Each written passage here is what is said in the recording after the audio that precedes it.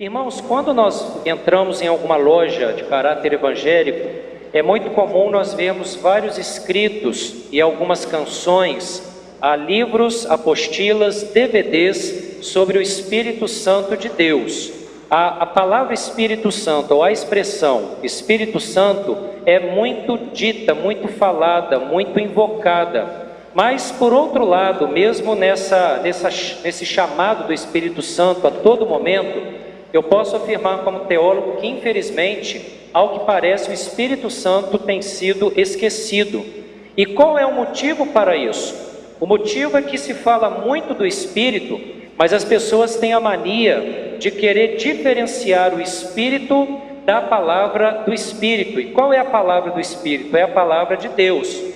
Todo o ministério do Espírito Santo só é objetivo, só de fato acontece, só de fato abençoa a vida da igreja quando nós temos a palavra de Deus para nos ensinar quem é o Espírito, o que ele faz, qual é o seu poder, qual é a sua atuação em nosso meio. O próprio Senhor Jesus, lá em João capítulo 15, o verso de número 26, ele vai dizer algumas palavras bem interessantes. João capítulo 15, o verso de número 26, Cristo diz assim: quando porém vier o Consolador, que eu vos enviarei da parte do Pai, o Espírito da verdade, que dele procede, esse dará testemunho de mim. O Espírito Santo nesse texto é chamado de o Espírito da verdade. O que é a verdade? Cristo é a verdade, a palavra dele é a verdade. É o Espírito que não mente, é o Espírito que nos revela quem é Deus, é o Espírito que aplica em nós a obra da revelação de Deus. Então Jesus Cristo, neste verso, ele vai ensinar que o ministério do Espírito é ligado ao ministério da palavra revelada. Não se pode falar de Espírito alheio à verdade da palavra de Deus. E a cultura evangélica, infelizmente hoje, tem feito muito disso. Lê-se pouco a Bíblia e fala-se muito na atuação do Espírito. Sem leitura bíblica não há atuação do Espírito, porque o Espírito é o Espírito da palavra. Uma outra questão interessante de João capítulo 15, verso 26, é que o ministério do Espírito está ligado intimamente com o ministério de Cristo. Nós lemos no final do verso que o Espírito que procede do Pai, esse dará testemunho de mim. O Espírito aponta para Jesus Cristo, aponta a salvação pela graça, aponta a salvação pela fé, aponta a Cristo como o único e suficiente Salvador. Sem essa mensagem da palavra, não há atuação do Espírito Santo de Deus. E é interessante que Paulo, nesse capítulo 4 de Éfeso, ele vai nos ensinar sobre a ética cristã, é a parte prática dessa epístola, e ele vai falar também sobre a atuação do Espírito Santo. Ele nos ensina que a nossa vida precisa ser conduzida pelo Espírito Santo de Deus. Nós somos seres espirituais, porque o Espírito Santo habita em nosso coração. Então você precisa se entregar ao Espírito para agir em Espírito. E eu me entrego em Espírito quando eu leio. Os irmãos se entregam em Espírito quando leem a palavra de Deus. Quando o Espírito habita na minha vida, eu vou cumprir o que nós já aprendemos nos domingos anteriores. Por exemplo, verso 25, nós deixaremos a mentira, se formos alguém espiritual. O verso 26 e 27 fala que nós não nos entregaremos à ira destrutiva, se o Espírito habitar em nós. O verso 28 fala que nós não furtaremos, nem sequer a alegria do mundo como desejo, se o Espírito Santo habitar em nós. E o verso 29 fala que no Espírito nós também não falaremos palavras torpes, aquelas palavras que não agradam ao Senhor. Aquele que é de fato espiritual, conduzido pelo Espírito, cumpre dos versos 25 ao verso de número 30. E hoje eu vou meditar com os irmãos, nós, igreja, convertidos, temos o Espírito Santo. Se alguém não tem, se entregue a Cristo e você será selado pelo Espírito Santo. Deve crer em Cristo. E aí o Espírito é derramado em teu coração como conversão de vida. Mas eu quero meditar com os irmãos na primeira parte desse verso. E na semana que vem, pela permissão de Deus, ou daqui a 2 semanas, nós vamos meditar na segunda parte. A primeira parte, o apóstolo Paulo vai dizer: e não entristeçais o Espírito de Deus. Esse é o tema da nossa meditação nesta noite. Não devemos entristecer o Espírito Santo de Deus. Em primeiro lugar, dentro desta palavra paulina, eu quero ensinar à igreja que todo cristão possui o Espírito Santo de Deus. Todo cristão é espiritual. Primeira carta de Paulo aos Coríntios, eu queria que você acompanhasse comigo, marca Efésios 4:30, e vamos para 1 Coríntios capítulo 3, o verso de número 2. Vejamos o que o mesmo apóstolo nos ensina, primeira carta de Paulo aos Coríntios, capítulo 3, verso de número 2. O apóstolo Paulo diz assim: leite vos dei a beber, não vos dei alimento sólido, porque ainda não podíeis suportá-lo, nem ainda agora podeis, porque ainda sois carnais. Um grupo de evangélicos, lendo esse verso da palavra do Senhor, vai fazer uma divisão correta, dizer que a Escritura fala sobre o homem natural e o homem espiritual. Até aqui é bíblico, está correto. Mas esse grupo evangélico, ele também vai defender que dentro do homem espiritual, você tem uma nova classificação. São os homens espirituais dados de fato e verdade ao Espírito, e são os homens que são espirituais, mas são carnais. Eles vão fazer essa questão bem interessante. O crente é espiritual, mas é também alguns crentes carnais. E aí a grande pergunta é: será que isso tem base de fato na palavra de Deus? Existe crente que tem o Espírito Santo e é carnal? A ideia de se dividir o povo de Deus em categoria é muito antiga. Lá nos pais da igreja, Clemente de Alexandria e Orígenes, teólogos lá que viveram entre os séculos segundo e terceiro, já começaram a dividir o grupo dos cristãos daquela época. E é interessante que eles falavam: esse grupo aqui são os crentes simples. Eles só vão na literalidade da Escritura, dos mandamentos da igreja, são crentes simples. E eles começavam a desdenhar, a desprezar esses crentes. E aí eles diziam: por outro lado, tem os homens espirituais, os gnósticos, porque tem base da gnose, do conhecimento pleno da verdade. São homens perfeitos que pelo Espírito podem se lançar a um modo mais profundo de explorar os mistérios de Deus. Então você tinha essa classificação, principalmente em Alexandria, lá na África, o colégio de Alexandria, dividindo os crentes entre simples, e aí eles desdenhavam, esses são os crentes inferiores, e os crentes que são os homens e mulheres espirituais, que têm acesso maior ao mistério de Deus. Então classificar o cristianismo, os crentes, isso aí é algo que acontece desde o passado, mas sempre a pergunta é: irmãos, tem base bíblica para isso? Quando nós lemos a palavra, nós vemos que não. Como que a Bíblia classifica os seres humanos? Vamos lá, João capítulo 3, verso de número 36. Evangelho de João, capítulo 3, verso de número 36. Olha como é que é classificada a humanidade diante do Senhor. João capítulo 3, verso de número 36, lemos assim: por isso, quem crê no Filho tem a vida eterna. Todavia, quem se mantém rebelde contra o Filho não terá vida, mas sobre ele permanece a ira de Deus. Aqui a divisão é: há um grupo que crê em Cristo e já possui a vida eterna. Há outro grupo que não crê em Cristo, é homem natural, é mulher natural, não é espiritual. Sobre eles permanece a ira de Deus. Então esta é uma classificação da palavra do Senhor. Outro texto, também João capítulo 3, olha o verso de número 3. João capítulo 3, verso 3, Jesus diz assim: em verdade te digo, se alguém não nascer de novo, não pode ver o reino de Deus.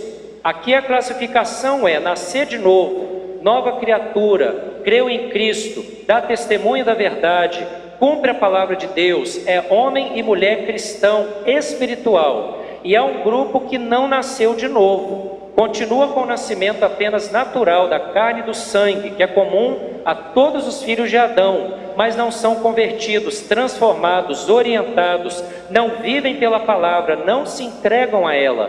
Então a Escritura não divide os crentes entre crentes carnais e crentes espirituais. Mas então o que Paulo quer falar em 1 Coríntios capítulo 3, verso 3? Vamos ver um pouco do contexto desse texto. no verso 1, olha lá, capítulo 3 de 1 Coríntios, verso 1. Paulo diz assim: eu, porém, irmãos, não vos pude falar como a espirituais, e sim como a carnais, como crianças em Cristo.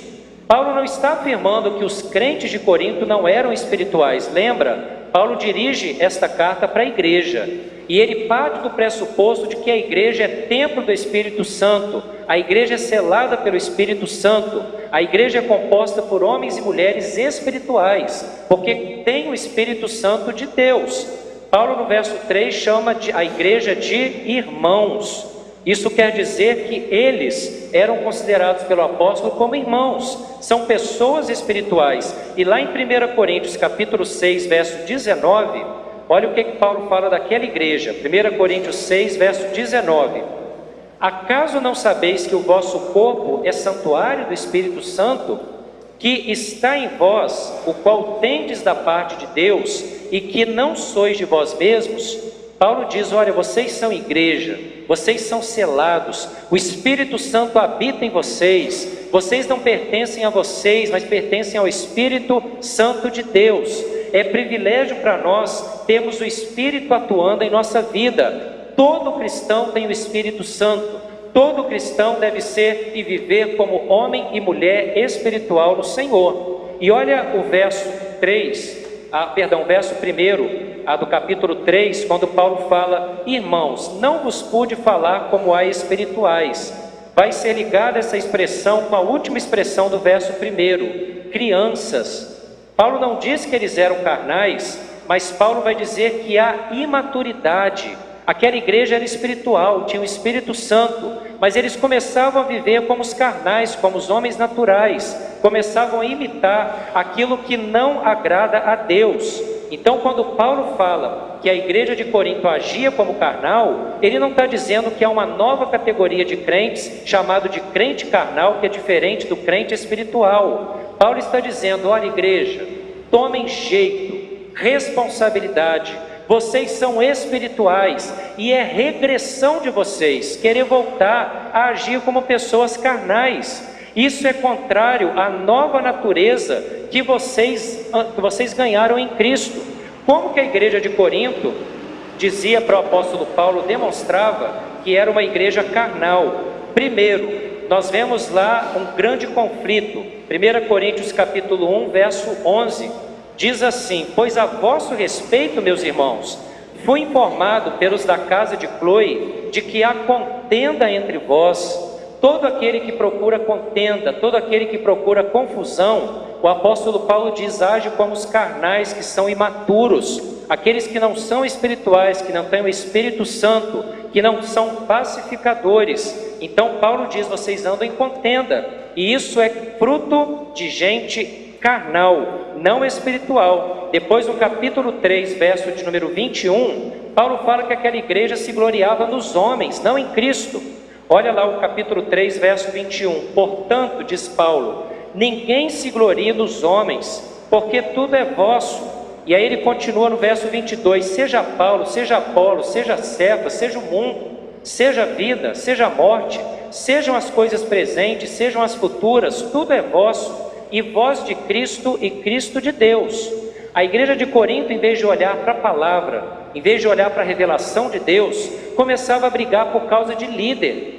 Uns diziam: eu prefiro Apolo, eu sou de Apolo, ele é melhor do que todos os outros, o que vem de Paulo não me interessa. Já outros diziam: não, eu prefiro Paulo, o que vem de Apolo, o que vem de qualquer outro não me interessa. Eles começavam a seguir homens, não olhar a palavra do Senhor. E toda a igreja que se esquece da palavra e começa a enaltecer, seja pregador, seja pregadora, fazendo de alguns ídolos evangélicos o seu Deus, andam como carnais. O homem espiritual segue a palavra, o homem espiritual segue a verdade, segue a vontade de Deus, não anda em contenda e nem tem o chamado ídolo espiritual, quando vai enaltecer líderes que na verdade são homens iguais a nós. Quantas igrejas perderam a fé porque um determinado líder perdeu, e a igreja, em vez de continuar firme na palavra, ela vai olhar e idolatrar, é o pregador, é o líder, e se ele cai, a igreja cai junto.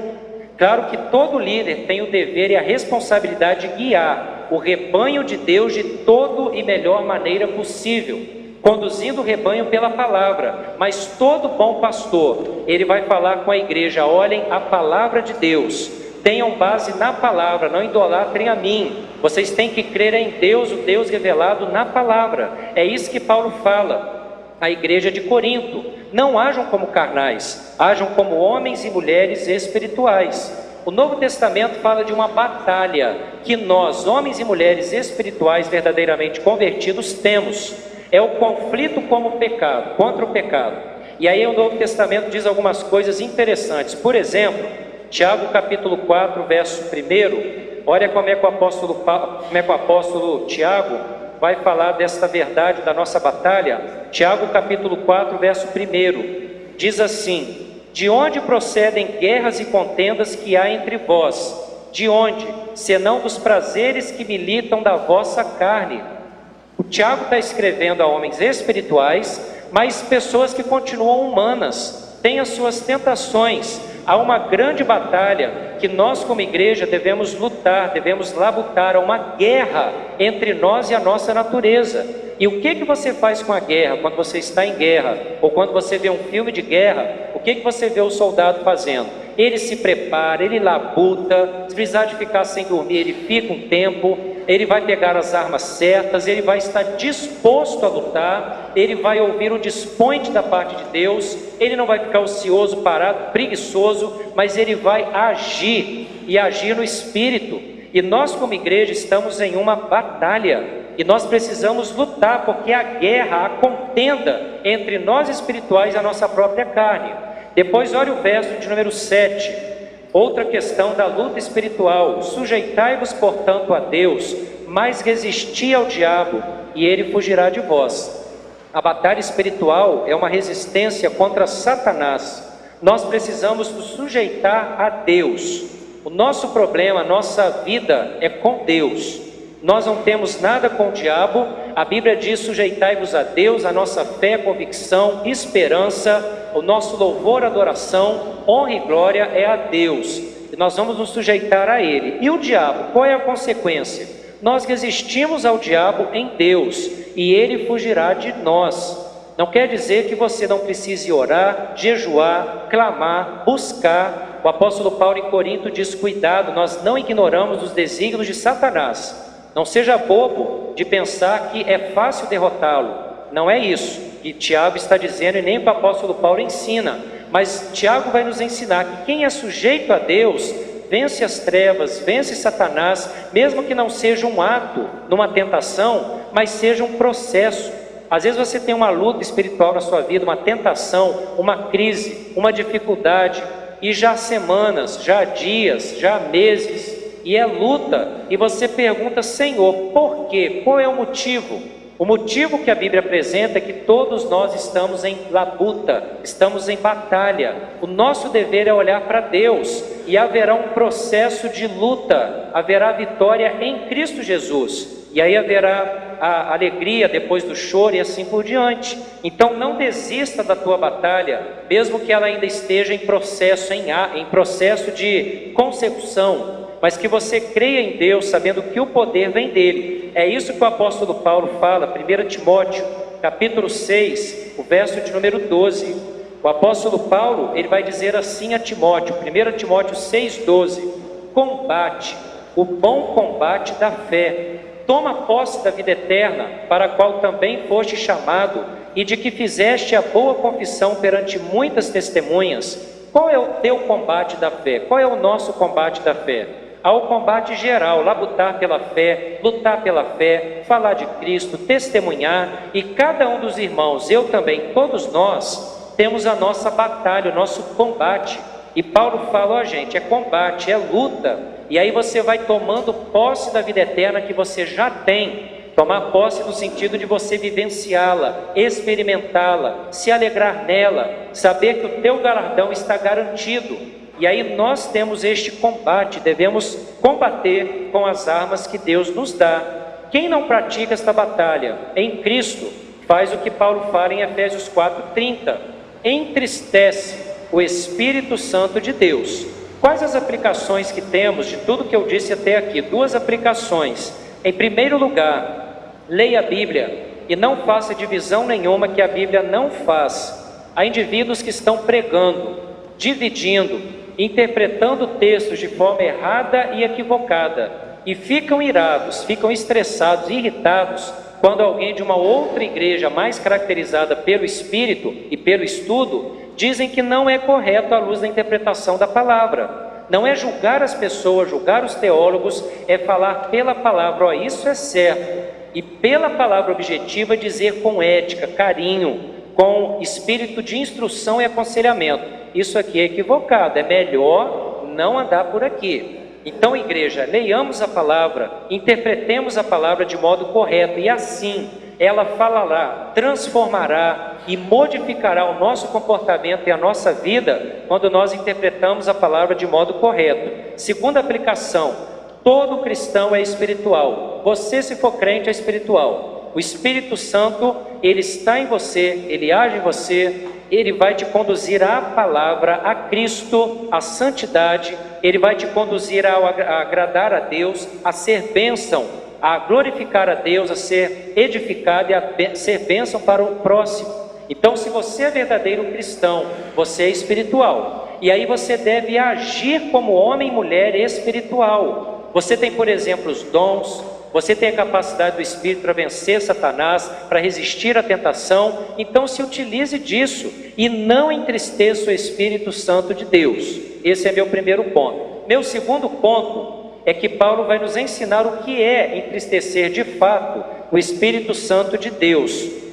Como falar acerca de Deus? Essa era uma pergunta muito falada desde a antiguidade. Os gregos, uma das culturas mais sábias que nós temos em termos de pesquisa humana, eles vão se perguntar também como que eles vão falar a respeito de Deus. Você tinha a religião de mistério e você tinha a religião pública grega, que é principalmente nos escritos lá de Hesíodo, Romero, onde vão falar sobre a divindade. E é interessante que eles vão falar sobre a divindade através de uma figura de linguagem, que o judaísmo cristão também vai adotar, porque é a melhor maneira de se falar com Deus. Deus é sublime, Deus é poderoso. Claro que os deuses gregos eram frutos da imaginação humana, mas a mesma linguagem, a mesma forma era usada para eles falarem da sua divindade e para o povo judaico-cristão falar do Deus Todo-Poderoso de Israel. É uma palavra técnica, mas eu vou explicar e os irmãos vão entender muita coisa. A palavra antropomorfismo, antropos na língua grega, homem. Morfê quer dizer forma. Deus é todo poderoso. Como falar de Deus de um modo que as pessoas entendam? No nosso caso, que é diferente da cultura grega, Deus ainda é espírito e não tem corpo como os homens. Então, como falar acerca de Deus? É por isso que a Bíblia usa a figura da linguagem antropomórfica. Vai dar formas a Deus. Você já leu na Bíblia o nariz de Deus que cheira o sacrifício? Você já leu que Deus, na ideia dele ter pé, ele andava na viração do dia no jardim do Éden? As mãos de Deus, você tem a ideia do pé que eu já citei, né? Deus andando. Você tem a ideia de Deus ter corpo como os homens. Não é que Deus tenha corpo, é uma figura de linguagem para nos fazer entender a mensagem da parte do Senhor. E dentro dessa figura antropomórfica, você tem uma outra, também é um termo técnico, a figura de linguagem chamada antropopática. Aí vem do grego patia, que é sentimento.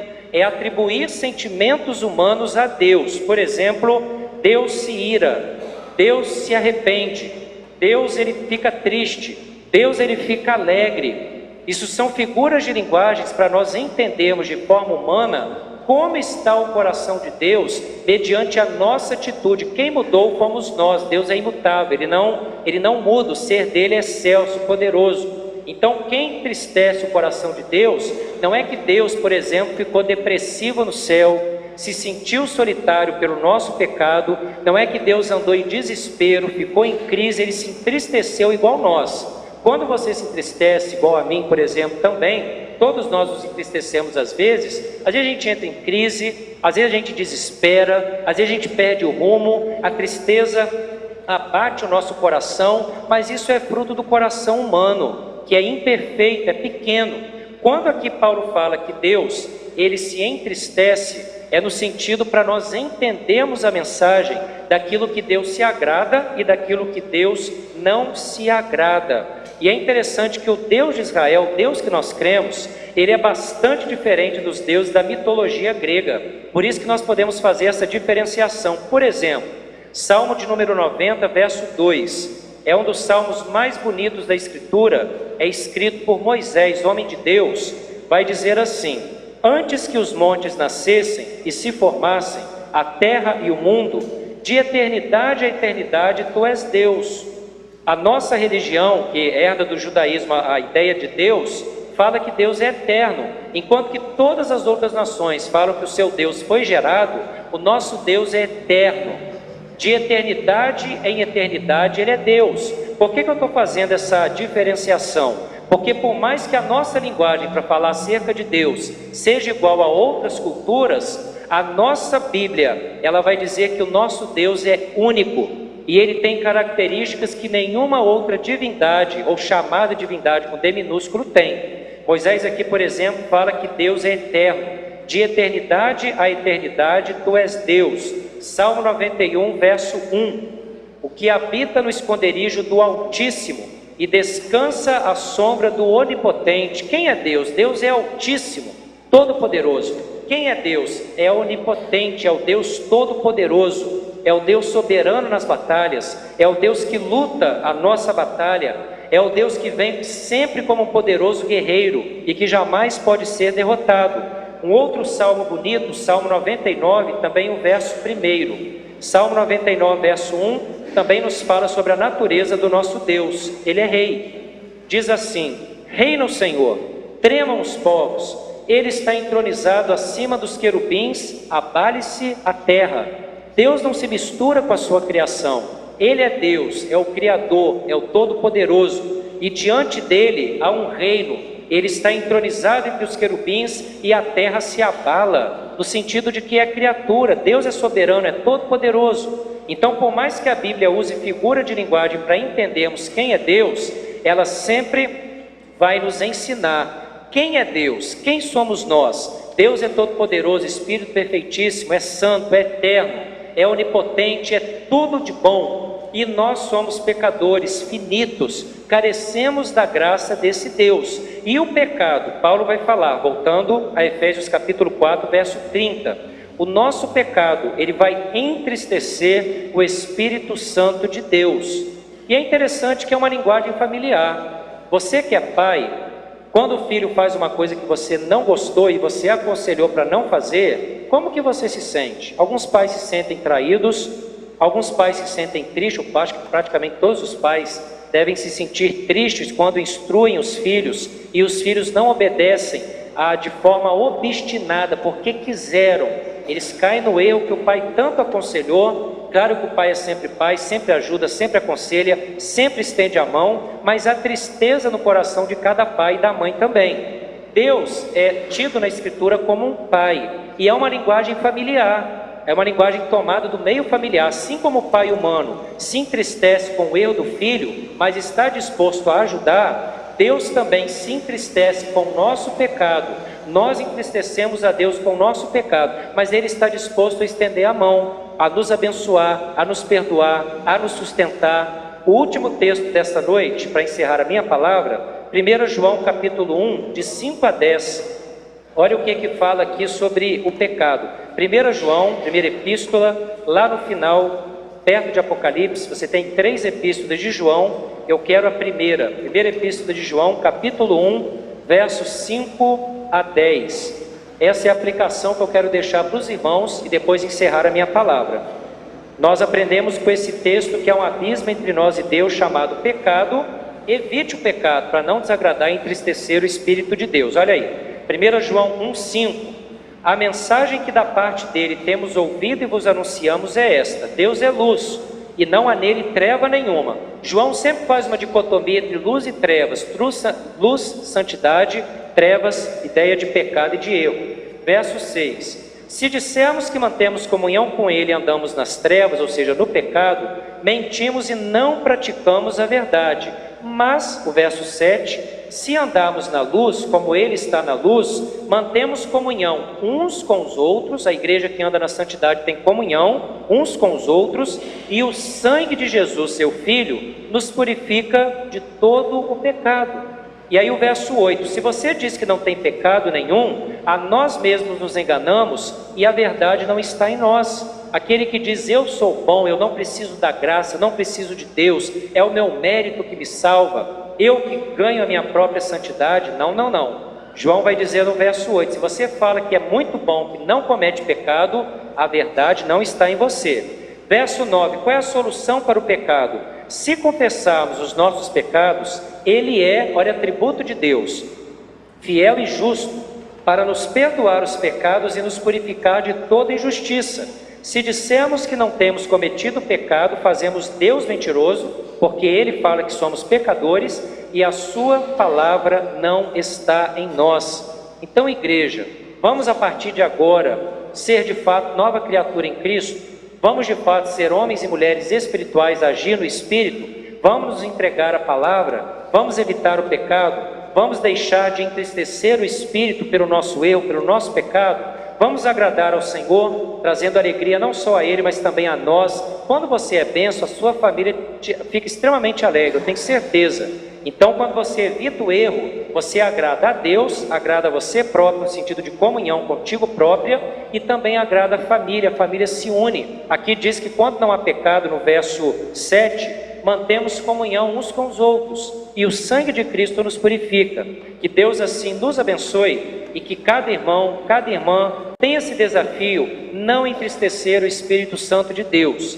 E daqui a 2 semanas nós vamos ver o que é ser selado pelo Espírito para a redenção em Cristo Jesus. Que Deus nos abençoe, fale no Espírito, mas viva no Espírito. Seja a bênção andando de forma espiritual. Que Deus nos abençoe, hoje e sempre. Amém.